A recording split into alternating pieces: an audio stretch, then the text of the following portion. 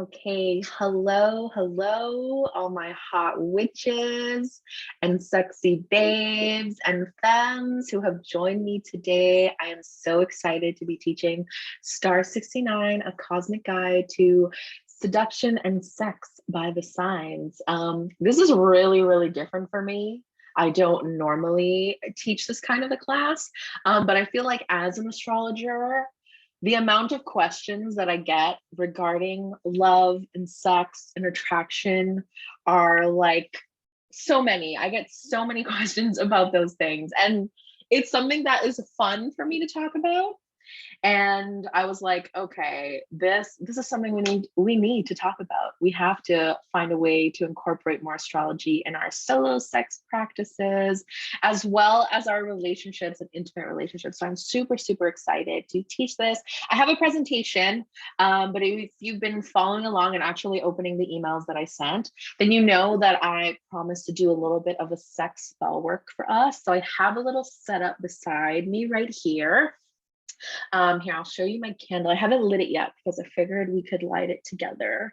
So I love doing fire magic and candle magic. And of course, it's Aries season. So fire magic is like, perfect for right now. So I'm going to light this candle and then I'm going to lead us in a little bit of a meditation.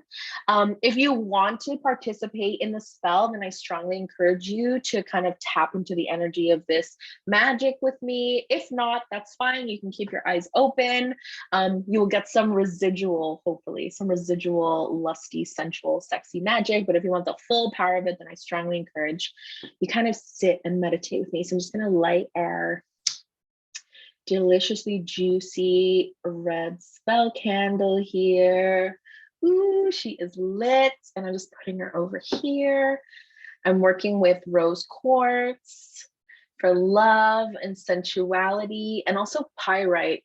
One thing I really love about sex magic is it's really great for manifestations and abundance. So just lighting this incense, ooh, delicious. Okay, so if you're watching right now, live or in the replay, I invite you to kind of just close your eyes and take a few deep breaths with me. Let's tap into the energy of this sultry and sexy class. So we're going to start with a big deep breath in through the nose and feel it expand our lungs. Yes. And then blow it out when we're ready. Really nice. One more time in through the nose. And hold it and feeling our lungs expand, and then blowing it out when you're ready, and continue to keep your eyes closed. And I just want you to imagine a small flicker of a flame just starting to kind of burn right like in your tummy. Just imagine a little flame. It could be whatever color you like. For some reason, my flame that I'm seeing in my eyes right now is pink.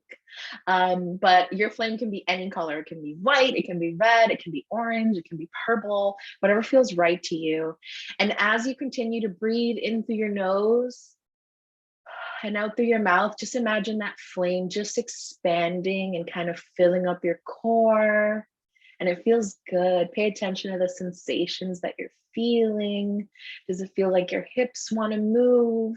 If it does, that's really good. If you feel like you maybe need more time, there's a little tension, a little blockage there, try moving your hips a little bit. So you continue to breathe, continue to focus on this flame in your core that's just growing and filling your belly. Yes, lovely. Awakening that sacral chakra, feeling your hips kind of widen around the flame, really nice.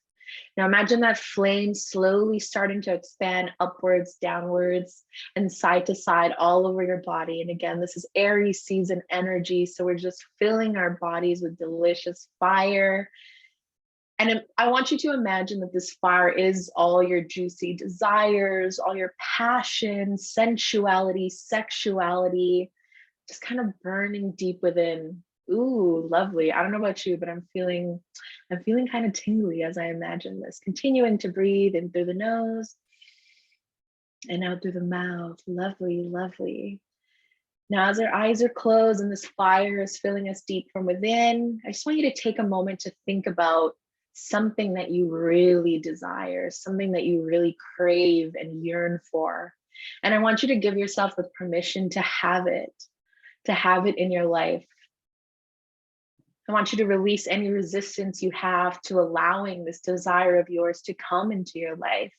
And as you envision this desire, continue to see this flame inside of your body growing and growing.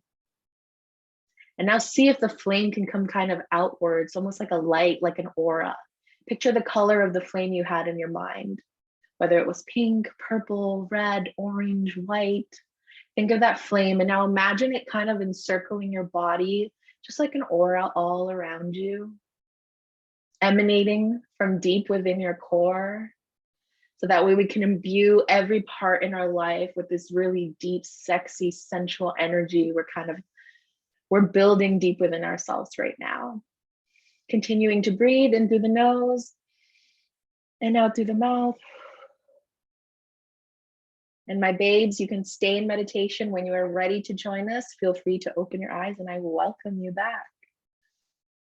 Ooh, okay. I'm feeling really good after that. I hope if you did this with me, you're feeling good too. I've got my candle here. The flame is nice and strong and erect, dare I say? So pretty cool. I've been personally trying to work more with Lilith. So this class and this experience is an offering from me to her for some of her magic and some of her help during my life right now. And something I also did was pull a card before we start. And I actually pulled, if I can just get it up here, the Chariot for us today. So what that tells me is all the babes who are watching this today are on a little bit of a journey of self-discovery.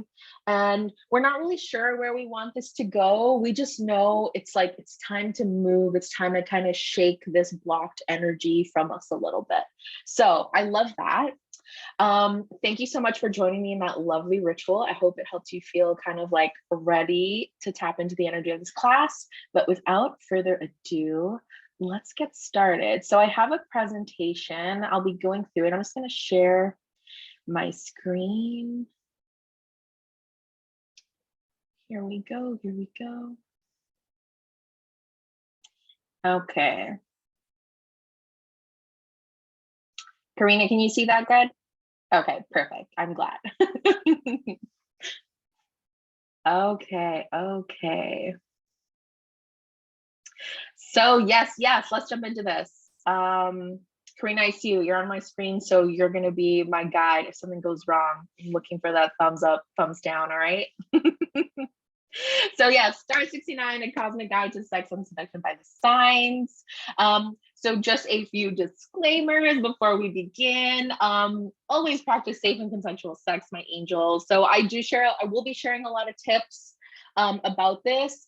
Of course, if you're going to be trying these with a partner, I know not everyone has a partner and will be trying these things alone, and that's different. But if you are trying these things with a partner, please make sure you have their ongoing and active consent. Super, super important.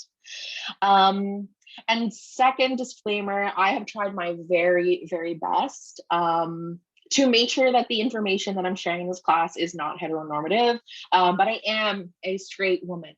So I acknowledge that I have blind spots. If I say something that maybe feels a little heteronormative, or you're just like, that ain't cool, please let me know. And then maybe I can make some edits to this after when I upload it in the Podia portal, all right? But yes, any suggestions for improvement are greatly, greatly appreciated. But I believe I said in my stories, will not be talking about divine feminine and masculine at all in this. So people of all sexes and gender, sexual preference are welcome, and I hope everyone can take something from this. Okay. So let's talk about sex, baby. Welcome to Star 69, your deliciously cosmic and magical creature. So I'm an 8th houser. I'm ruled by my Virgo Mercury in my 8th house. So sex and astrology is something that comes very naturally to me, something that I think about a lot. But I also have an unconventional Eros in Aquarius, and that is one of my favorite traits. At first I used to think, that's a little strange. And we'll get into Eros at the near the end of this class. So if that is unfamiliar to you, don't worry about it. We will discuss it. Oh, also before I get ahead of myself, I invite you to have your birth chart open in a separate window, just so that way you can like make notes about your chart, or if, you know, during the Q&A portion, if you have any questions, you can kind of jump out and ask me and I'll answer as best as I can. But yeah, so I've been quite cerebral about sex at the same time. So I'm hoping this experience is going to kind of merge my Taurus sensuality with my Eros and Aquarius knowledge and fascination with the intersections of sex and astrology. And if you are here, you are definitely interested in the intersections of sex and astrology. So here are some of the things we'll be going through today. So firstly, we'll be talking about my favorite planet, Venus.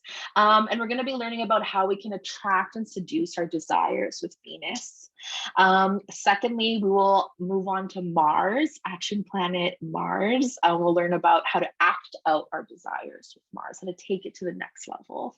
From there, we will talk about Eros. And with Eros, we will learn to experiment with our desires, kinks, play, have a little bit more fun. And lastly, we'll end off with Black Moon Lilith. And Black Moon Lilith will take us through a healing journey of our sexual desires and also teach us kind of how to unleash these hidden desires that maybe we have repressed a little bit because of, you know, what society tells us is appropriate or not. So that is what we'll be going through today. Ooh, plus I put a little, like some bonus kind of topics in here. So I'll also be sharing sex styles by the elements and some erogenous zone sex tips, one of my favorite concepts in astrology.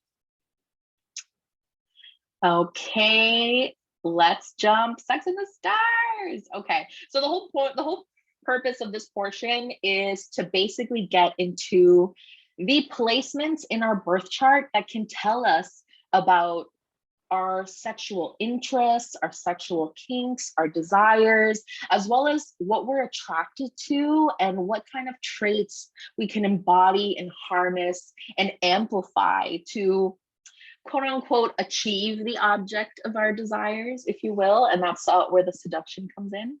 So we're going to start with Venus. So Venus is your calling card, your deliciously hot fat signal that says you want me.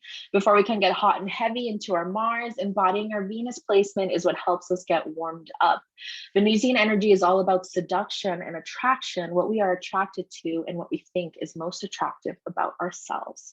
So I think a common misconception we have with Venus is that this planet in our chart is kind of laid back. And while, you know, Venus is laid back energy, it's not because she's lazy, it's because, you know, she possesses this really powerful magnetic ability. So that's what our Venus placement does for us. Our Venus is that hot bat signal. And when we amplify and embody the energy of our Venus sign, we really kind of like create this like aura, this like shockwave that ripples through everybody that kind of, you know, interacts with us.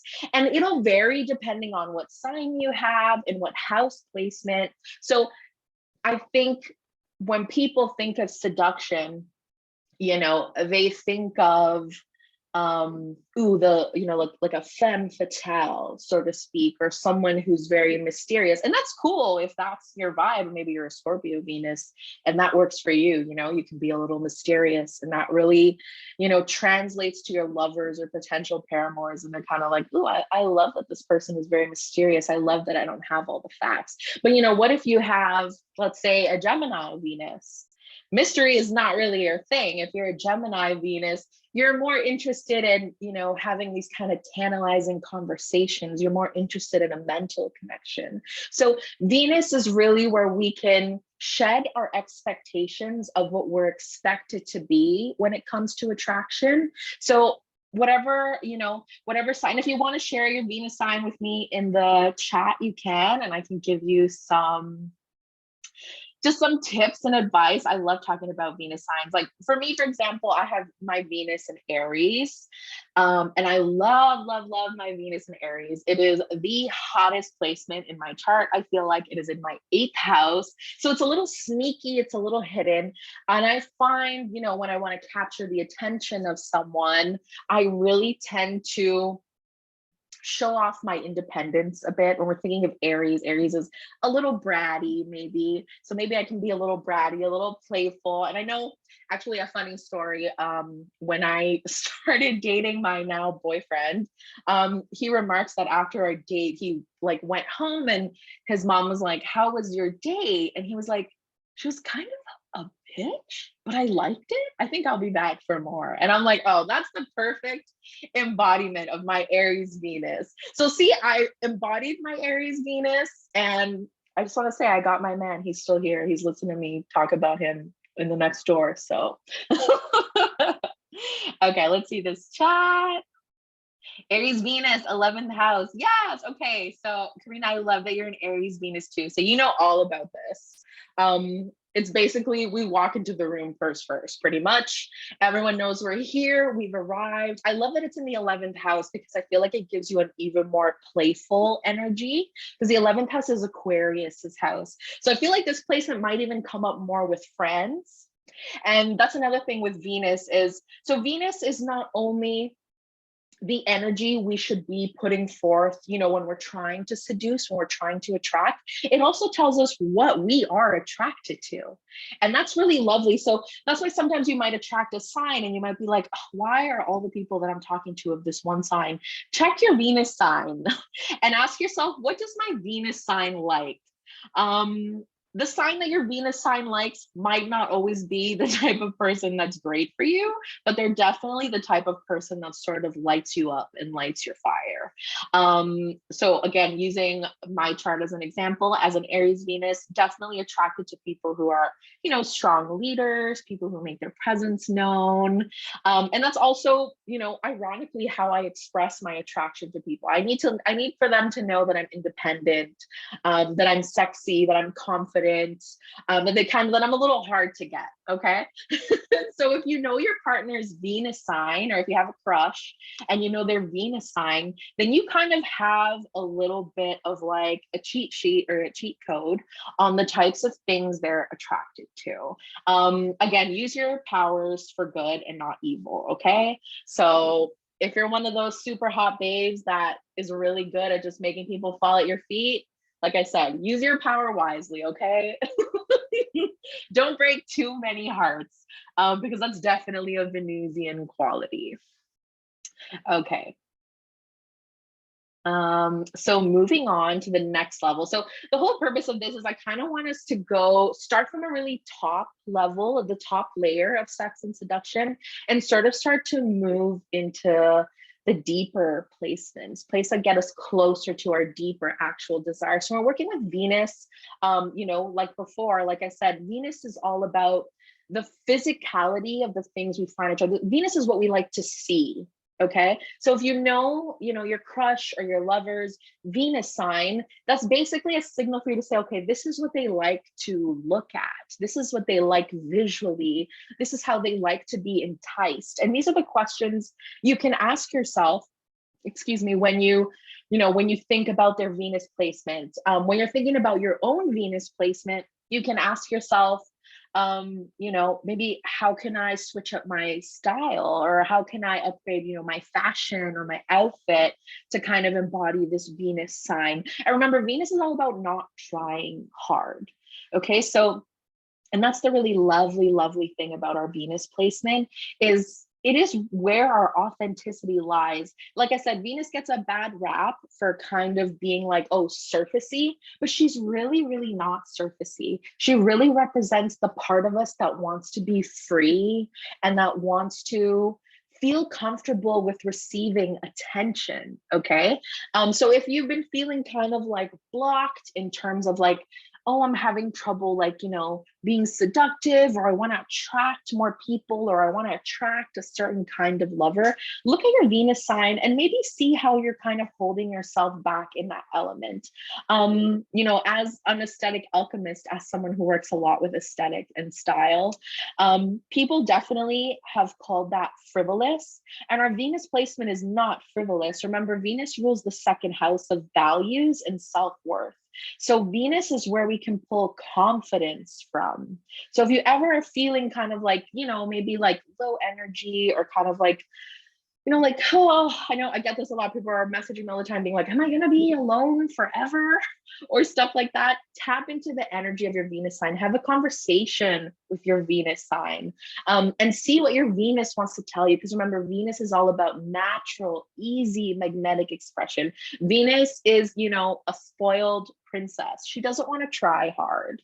She just wants to show up and kind of, be gifted all these things. And then that you have embodied your Venusian energy when you feel comfortable with the attention that you receive and the gifts and the love and the attraction. That's Venus's way of saying, you did this, babe. I'm happy. We're good. We got everything we want. Okay, so let's turn up the heat a little bit. We're going to jump to Mars.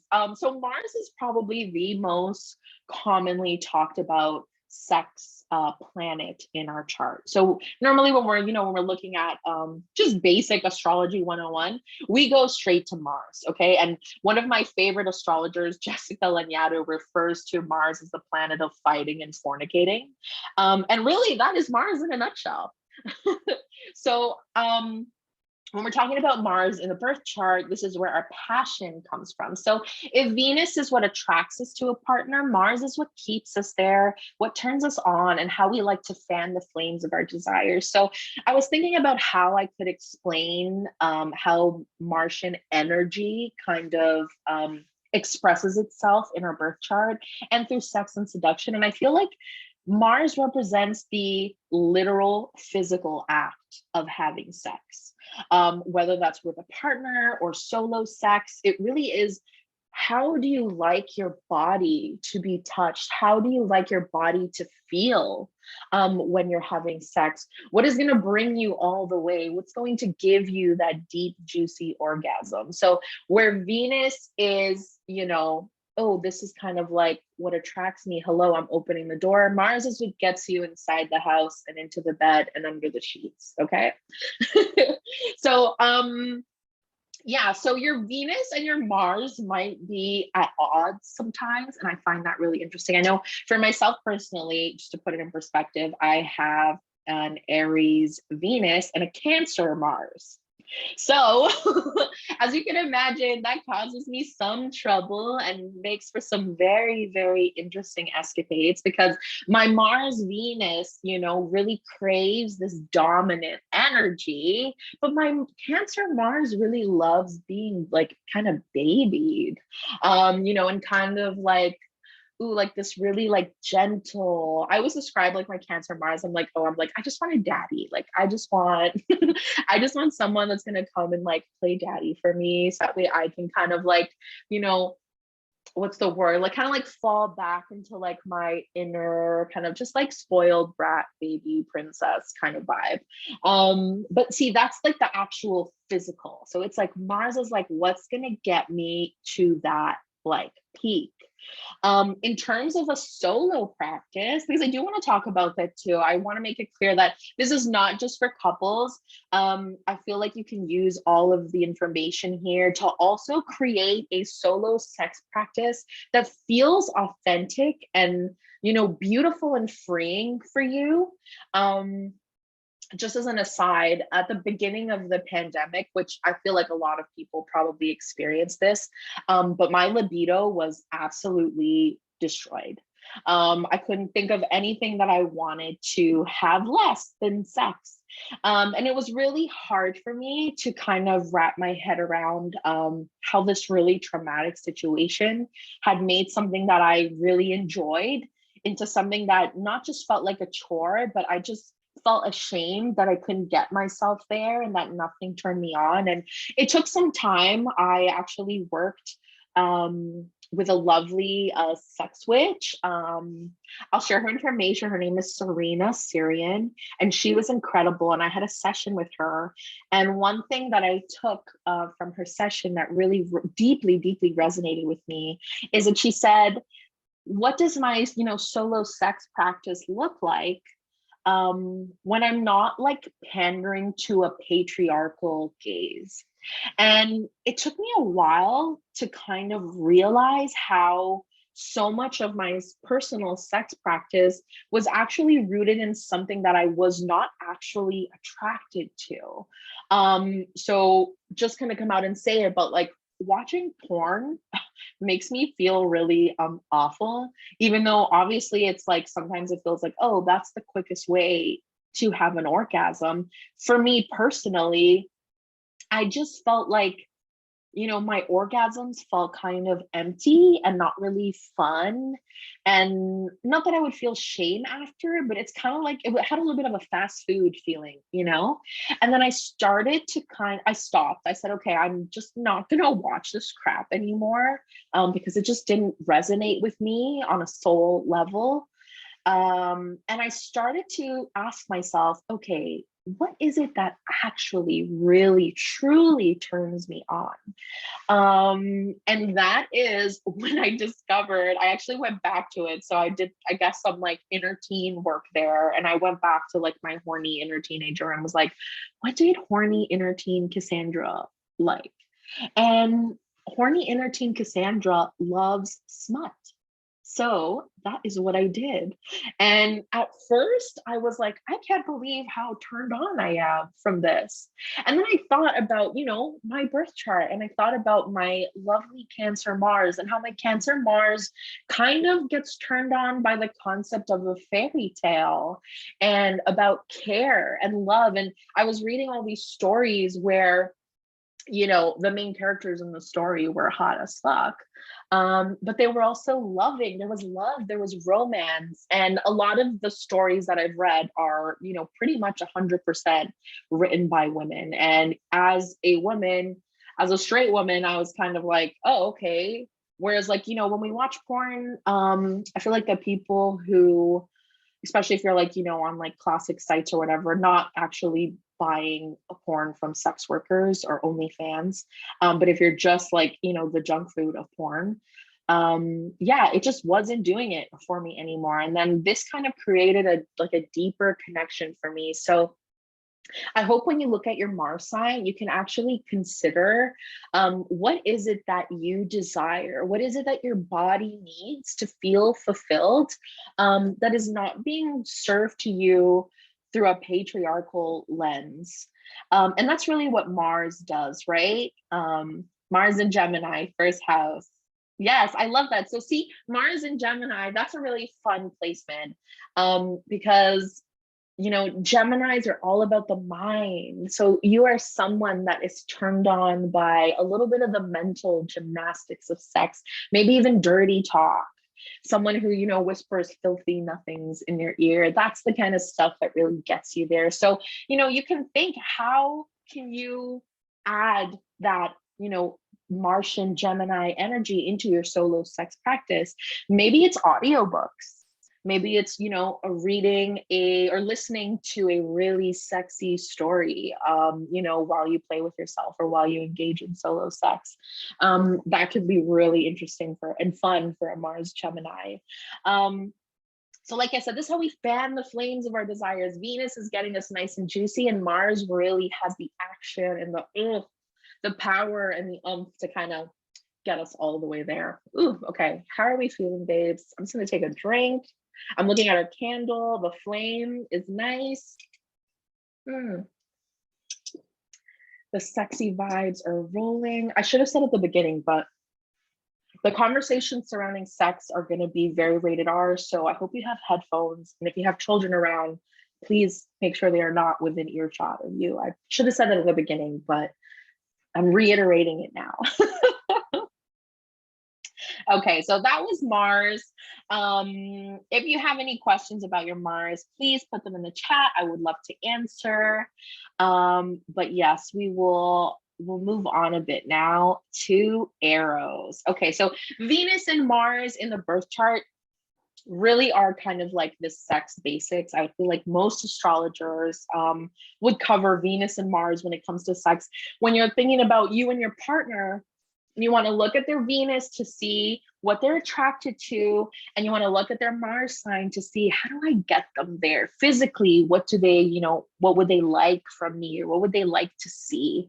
And then we're going to move on now to Eros. So we're getting into a little bit of the lesser known sex signs, so to speak.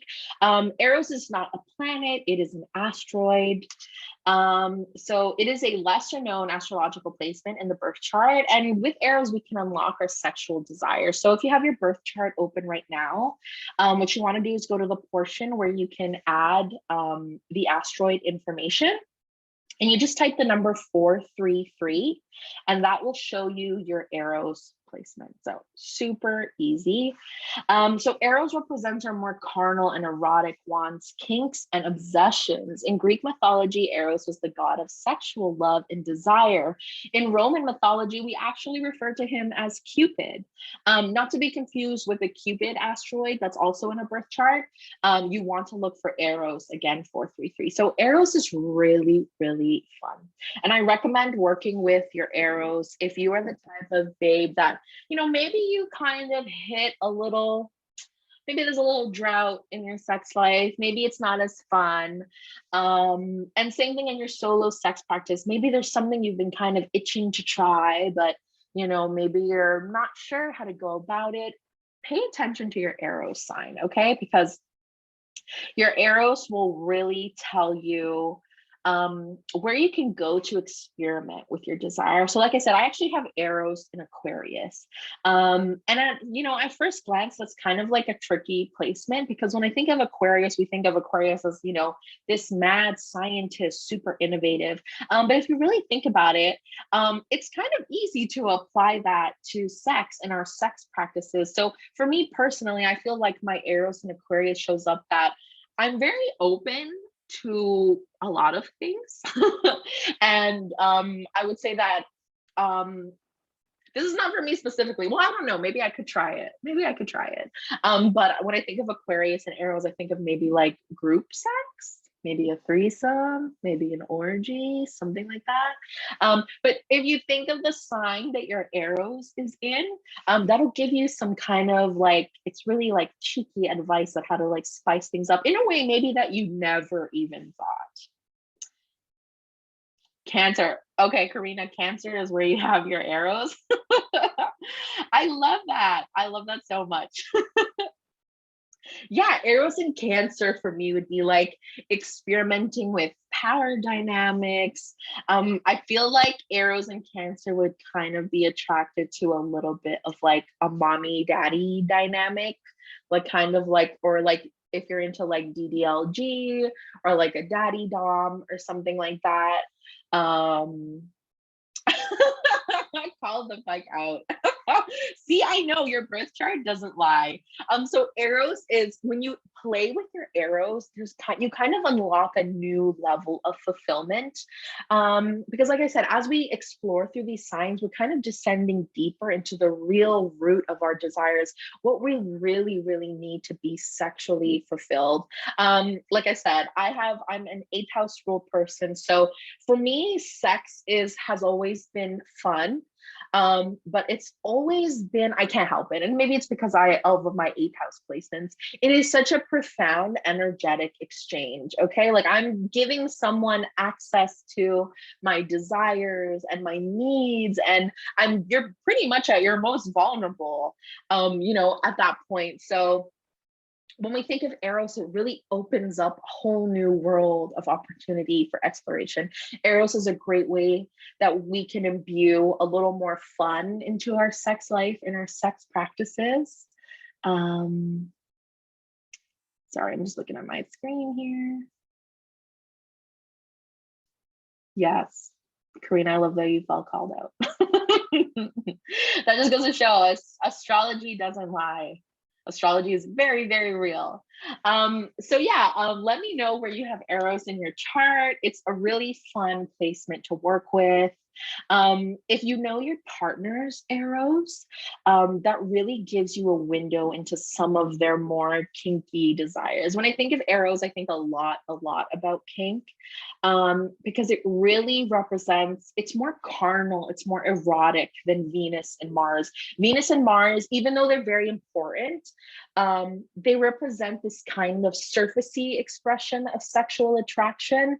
And then once we move deeper, you know, into the arrows, and soon we'll talk about Black Moon Lilith, we get into kind of like our deeper urges, maybe the things we're not too, you know, chatty about, not too open about. It takes time to unlock these placements within us. And I just want to make it clear that your entire birth chart is full of your sex signs. So even though I'm talking about a handful here and spotlighting a handful, that can help you in terms of being more seductive and being more sexually fulfilled, pretty much every placement in your chart can be looked at through the lens of sex and desire and pleasure. You know, like if we're talking about your moon sign is your emotional state. So you can actually look to your moon sign to tell you, what do you require emotionally from a sexual partner to feel fulfilled? Your Mercury, how do you require, you know, being talked to? What kind of words, what kind of style, conversation style turns you on? You know, all those things. So that really, like your sun, your aura, right? Your sun sign, what is the general sexual aura or mystique that you put out there? You know, so every placement in your chart pretty much can be looked at through a sexual lens. So I just want to put that out there.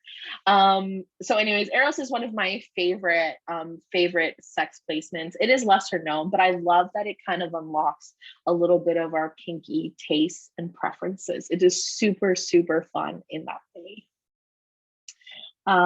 Okay, so let's move on. Last but certainly not least, we have Black Moon Lilith. So Lilith in Judaic mythology was Adam's first wife. She was banished from the Garden of Eden when she refused to lay beneath him.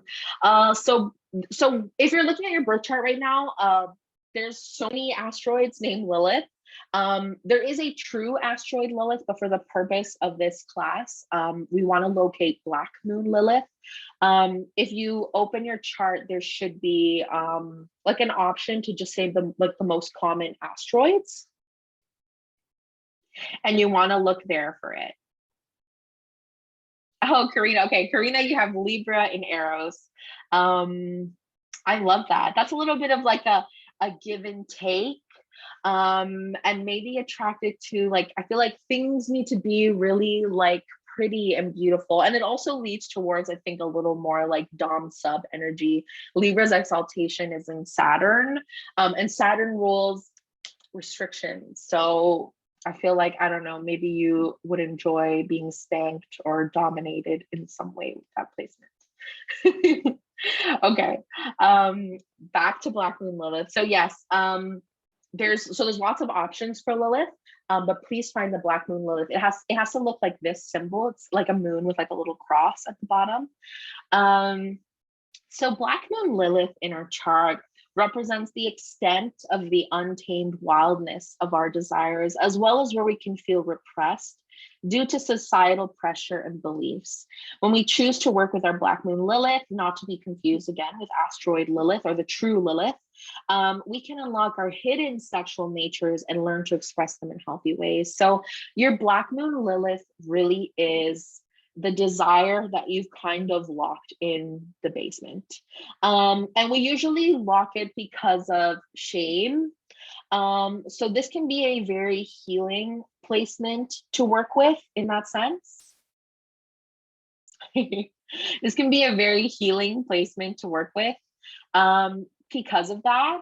Oh, sorry, I jumped ahead here. Go back. Okay.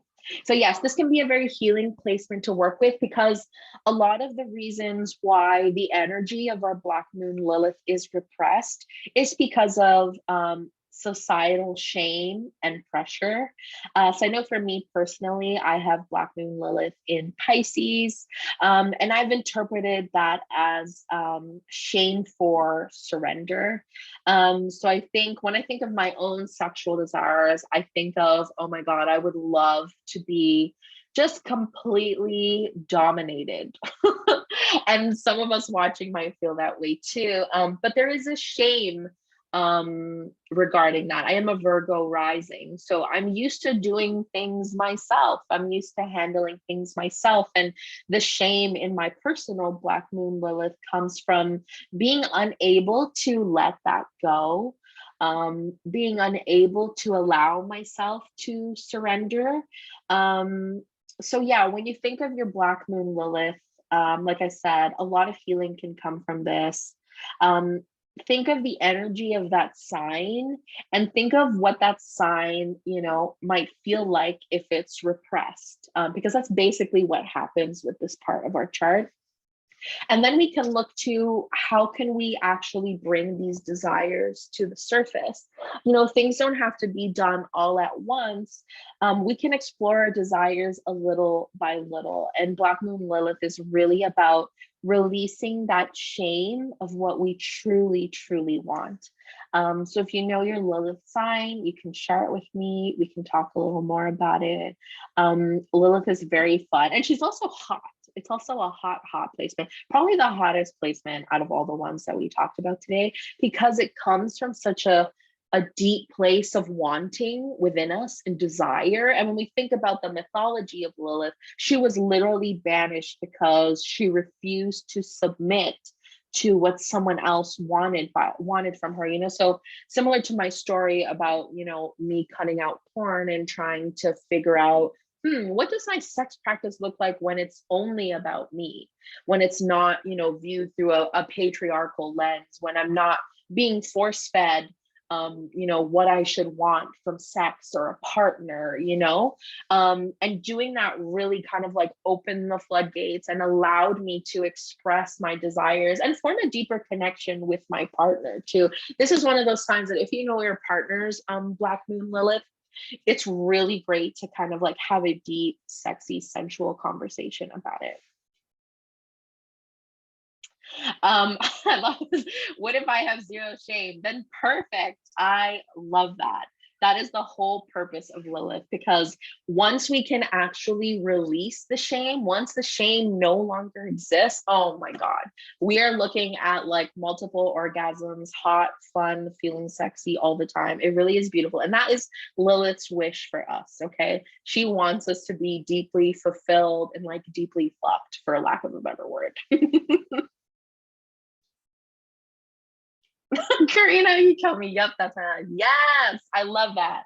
I love that. Lilith says, no more shame in my game. She wants you to have everything that you desire. Absolutely. Okay, so this is not technically a planet, but I want to talk about the 5th and the 8th house. If you have any transits or personal planets in the 5th or 8th house, this is like kind of like an extra boost of like sexual, sensual, seduction energy. Okay, so in terms of a personal placement, if you have multiple, ooh, my candle, give me a second, Lee. Oh, it's burning a lot. I'm sorry. Our spell. I feel like talking about Black Moon Lilith. Really set it on fire. Woo, okay. Sorry, I can't let it burn too much. I'm gonna light it again. I'm sorry. Just give me a second. Ooh. That's how hot we were getting in here. My candle almost set my apartment on fire. Okay. She is lit again. Okay, we're good to go. Woo. Okay. Wow, this flame, y'all, the sex magic is powerful. Just look at this flame. I'm loving this so much. Okay, this is perfect. Okay, so where was I? So back to the fifth and the eighth house. So if you have any, or like a stellium, maybe you have a fifth house stellium or an eighth house stellium, or you have more personal planets, Sun, Moon, Mercury, Venus, Mars, in the fifth or eighth house, that's kind of like an extra boost of sex appeal. So see what sign those placements are in, and you can kind of get a hint towards your attitudes about sex and sexuality in general. Capricorn stellium, eighth house. Yes, okay. I love that. A Capricorn stellium in the eighth house really is about power, like sexual power. So you really are someone that needs to use your powers for good and not evil. But yeah, so in terms of transits is a really transits to your fifth and eighth house are a really good time to kind of consider your relationship with sex, a really good time to manifest more sex, love, abundance. The fifth house is Leo's house, ruled by the sun. And I feel like Leo's energy with the sun really represents like a lot of like just virility, like just like really like hot, bright, fun. The fifth house is the pleasure house. So when you have transits to your fifth house, it really is kind of like the house of your debut. So the fifth house is great. Like if you want to debut a new sexy style or a new hairdo, or I don't know, you just kind of want like a flashy night on the town or something like that. Fifth house transits are so fun for that. You are almost guaranteed to get laid, okay, when you have fifth house transit activation or fifth house activation. Eighth house activations, on the other hand, the eighth house is ruled by Scorpio. So the energy here is a little bit darker. So I would say eighth house transits are more for like inner healing. So I would say, oh, I'm so sorry. I live in the noisiest part of Toronto. But eighth house transits are great. I hope you guys can't hear that. I'm sorry. Okay, eighth house transits are great for looking inward. So I would say if you have, an eighth house stellium, or if you have any transits to your eighth house currently, that's a great time to kind of deepen your connections with a person if you are seeing someone, or deepen your connection with yourself. It's a good time to kind of think, is my solo sex practice exactly what I want it to be? Or do I still need to kind of explore a little bit of what my authentic desires are, so that way I feel more sexually and sensually fulfilled. Okay, so I love the fifth and eighth house. Okay, so this is something else you can look at in your charts. I actually wanted to talk a little bit about the elements. So when you're considering the sign, your Venus sign, your Mars sign, your Arrow sign, your Black Moon Lilith, think about the element of that sign. And that'll kind of give you an idea of the overall energy that you're bringing to your sexual encounters and specifically your relationships. So earth signs are Taurus, Virgo, and Capricorn. They are all about the senses and being present in their bodies. These are the signs with stamina.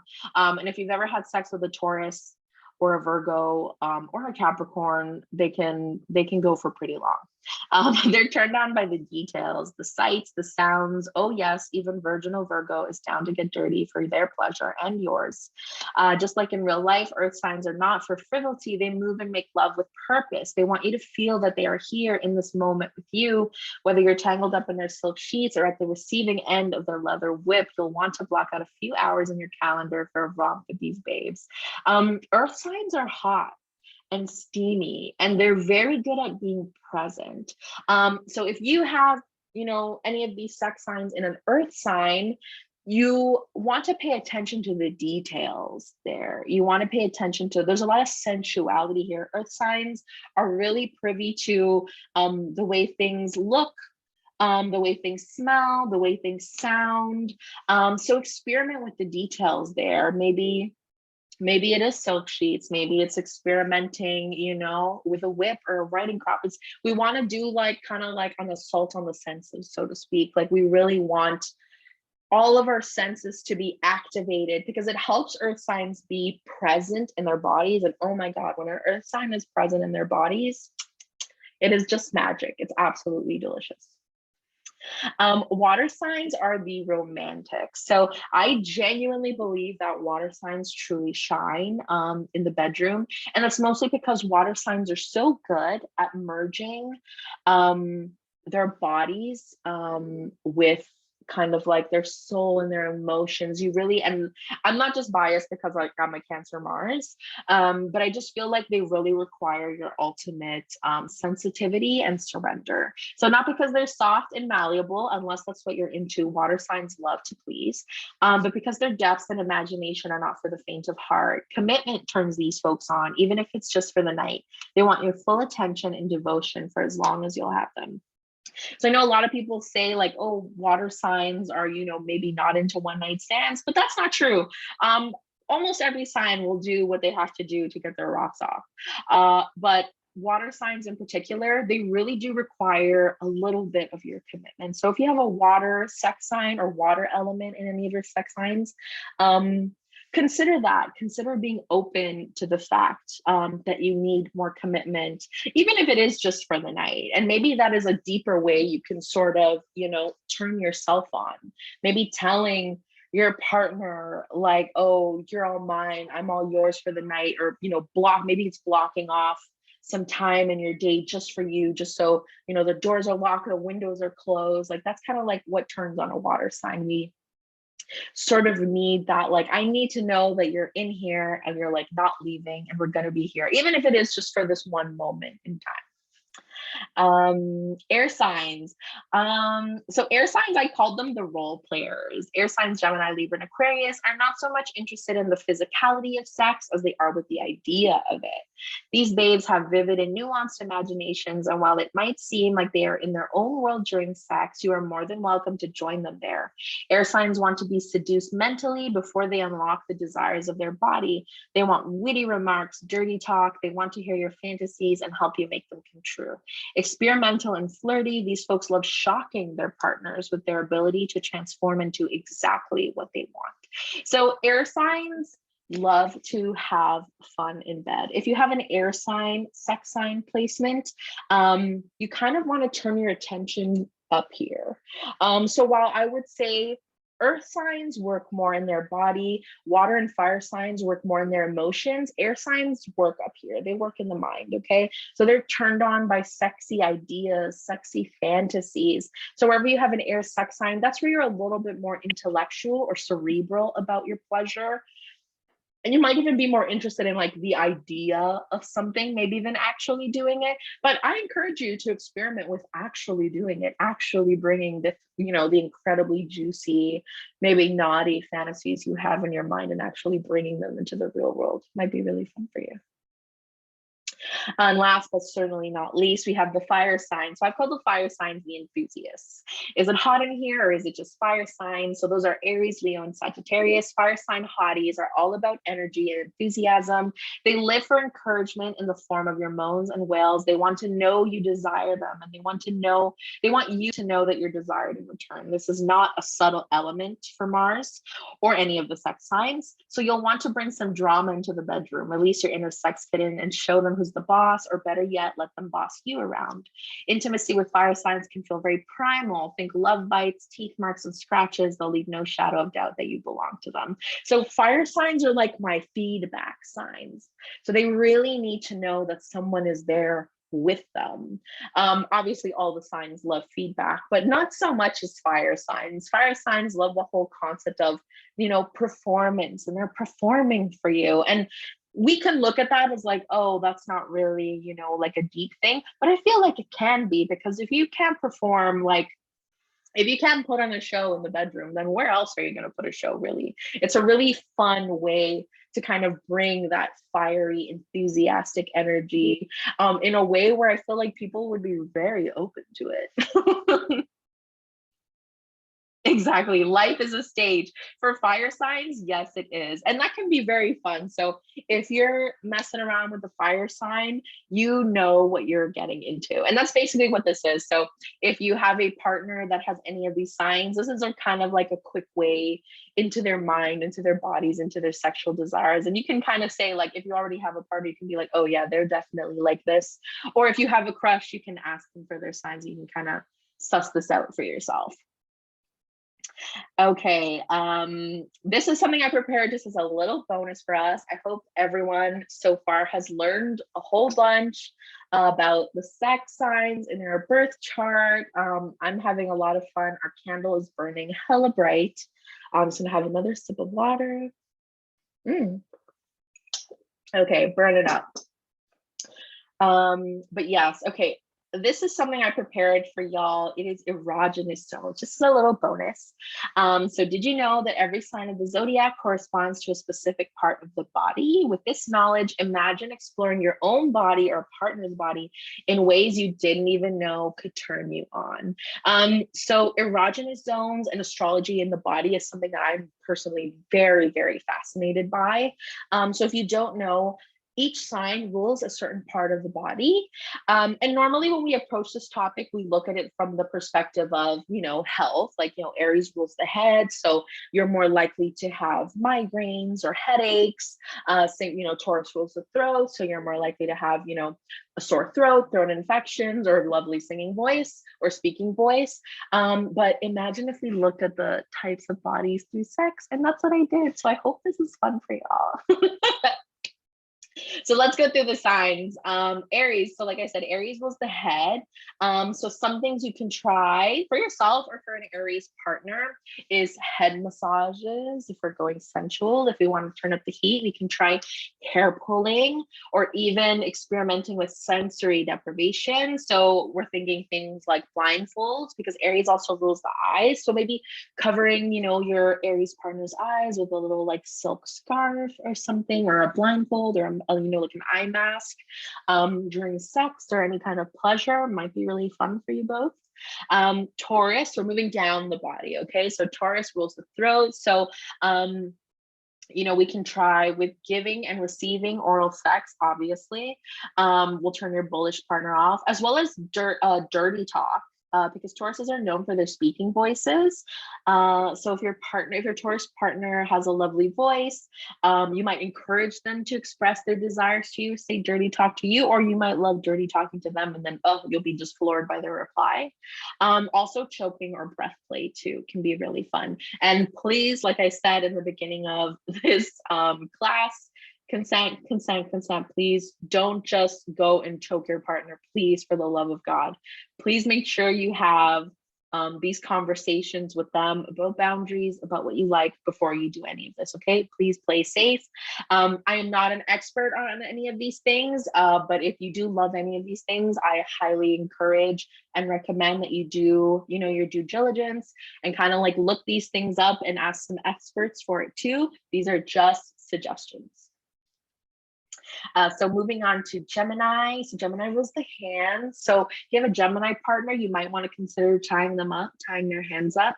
You can use rope, handcuffs, or like even silk scarves. I didn't include it here, but also like something about like finger sucking is really hot. So I don't know, you can try sucking on their fingers or stuff like that. I feel like that would be super hot for a Gemini. Cancer rules the breasts and stomach. So they might enjoy things like nipple play. You can experiment with nipple clamps, or they might even enjoy, okay, this is something I've learned about Cancers, they might even enjoy the whole thought of like starting a family. So I don't know how many people in here are like familiar with like what like a breeding kink is or something like that, but they're really into this whole like, ooh, we're like bonding, we're together. But yeah, that's something you can experiment with your Cancer partner. They just are super turned on and probably love talking about those sort of things. Leo rules the back and the heart. So these folks might enjoy giving and receiving back massages. And again, we're thinking of Leo, the lion, we're thinking of a wild jungle cat. So experiment with scratches or playful bites on even their chest and their nipples might be super hot for them. Or like, if you have like, my nails are awful right now, but if you have good nails, you kind of like scratch your partner's back or try to get them going, before you get into things, or maybe during it, just to let them know. Remember, Leo is a fire sign. Leos require lots of enthusiasm. So if you're going at it with your Leo partner and kind of like, drag your nails down their back, they'll know like, oh, they're rocking your world, and that'll just make them so happy. Okay, so my Virgos actually rule the digestive system. So I'm sorry, my Virgos, if you feel a little gypped here. But Virgos don't actually rule like a literal, like physical part of the body you can touch. But something with Virgos is they have very sensitive nervous systems. So it just shows the importance with all your partners. You should make sure that your partners are comfortable, but with your Virgo partners especially, not only are they very picky, but they are very, very sensitive folks. So please make sure these sensitive babes are comfortable with what you ask them to do. Do not take advantage of your Virgo's desire to please, okay? Virgos are the one sign of the zodiac that loves, loves, loves to just give. You cannot accuse a Virgo of being selfish in bed, I would say. But yeah, don't take advantage of them, okay? We want to look out for these babes because they are surefire hotties. Okay, so moving on to Libra. Libra rules the butt. I actually just learned that. I don't know why. I thought Libra ruled like like they do rule the hips, but also the butt area. So I was like, ooh, okay, very interesting for Libra. So if you're down for kinky fun, obviously you would consider like anal sex, rimming might be fun. Again, please be safe with all this stuff. Introducing strap-ons. If that's too spicy for you, you could even try things like sexy underwear, or like maybe snapping them a pic, showing them your sexy underwear, lower back massages, or of course, who doesn't love a good spanking, Libra or not? Scorpio rules the genitals, surprise, surprise. So obviously with Scorpio, we could try using maybe like sex toys, oral sex, giving or receiving. If you want to turn down the heat a little bit, but still keep things naughty, you can try like sending like nude pictures to each other, send nude pictures to your Scorpio. They love mystery and secrets and all that. Okay, so Sagittarius rules the thighs. So Sagittarius rules the thighs, and you can experiment with positions where they can kind of flex their muscles in this area. Oh, sorry, I have to have a drink of water.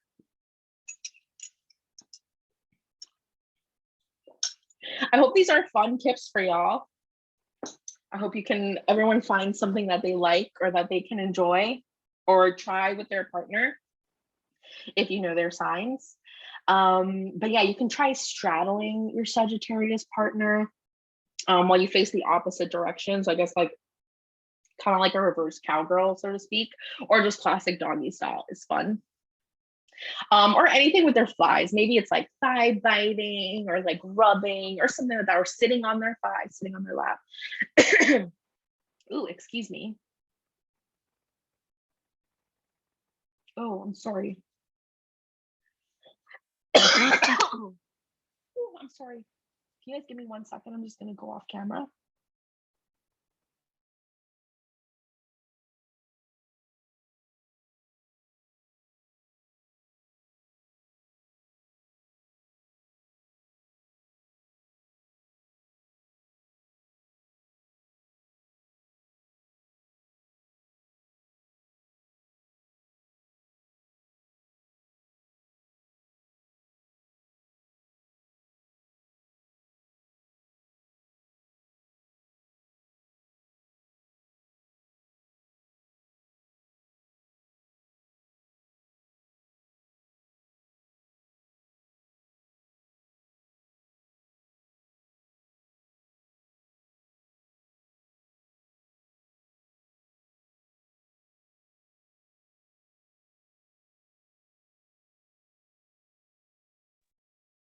Ooh, okay, I'm so sorry, guys.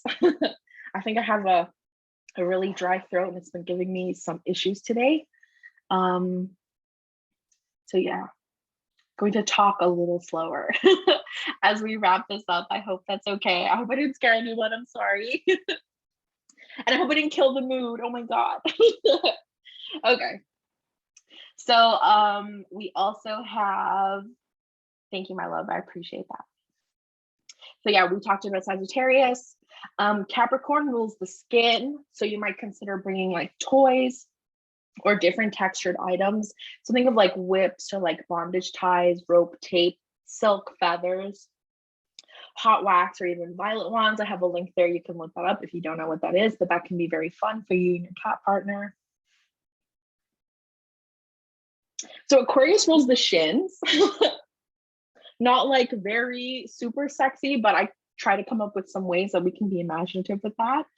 So I thought maybe like a spreader bar could be fun. Because maybe for Aquarius, instead of like just the shins, we can kind of think of just the legs like as a whole. So spreader bar visually will be like super enticing for an Aquarius. Or kneeling during oral sex. So you can experiment with different positions. Maybe it's lying down. Kneeling is kind of nice. You're on your knees, kind of like seeing your legs, so to speak. Pisces rules the feet, of course. So think like maybe foot worship, foot massages, sexy heels or stockings, keeping like, you know, pantyhose or like your heels on during sex. Also play with power dynamics. I love this. Because obviously I think people can kink shame Pisceans a lot for like their feet, their interest in feet. But so I try to think, I'm like, okay, what's a way that's not technically foot worship, but it's kind of like along those lines. And I thought like maybe untying your lover's shoes or tying your lover's shoes when they come home or something like that. And that's kind of like Pisces rules the 12th house of like submission, right? So that's also like a really lovely way to incorporate the house energy there too. It's kind of like, you know, submitting to them, so to speak, by like taking off their shoes or like maybe even like kissing their boots or kissing their shoes or something like that can be super hot. Okay, my loves. And that is it. That is what I have for you for my presentation. I hope everyone took something away from this. I'm sorry I left at the end for my crazy dry throat. I apologize for that. If you have any questions about this, please write them in the Podia portal and I will answer them as best that I can.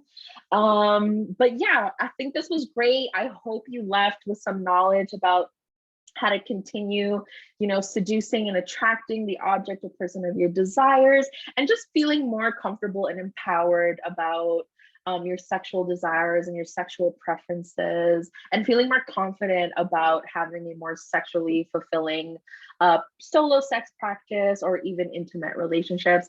Our candle was incredible. I hope you enjoyed our ritual.